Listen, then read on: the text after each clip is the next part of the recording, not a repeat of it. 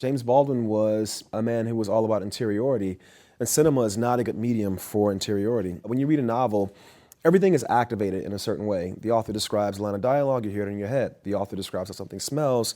Through synesthesia, you reflect how that smells in your head. If you're at a restaurant reading a novel, and it's a really good novel, you're engrossed, you stop smelling the restaurant in front of you, every sense is targeted within.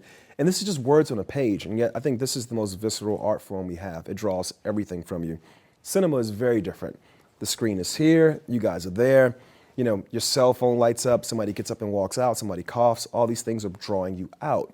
And so the idea for me was, how do I take this book, which is very simple, the story of it, but the power is in the evocative nature of the interior voice. How do I reflect that in sounds and images? So there's certain simple ways we did that. For one, the dialogue in any film comes from the front channel. And in this film, the dialogue comes from the front channel as well. However, the voiceover comes from every speaker in the room. So the voiceover is in 7.1, you know, but the dialogue, of course, is always in mono or stereo.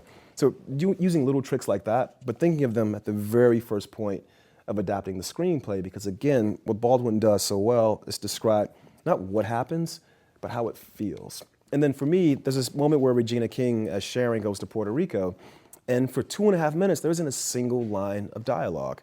So how am I going to, as the writer and the director, take these 2.5 minutes and translate the power, the evocative nature of Baldwin's interior voice? That was really what the task was. Very different than adapting Moonlight, which is based on a play, which is all external. A play is mostly dialogue. You know, I think a novel is all about the interiority of the characters.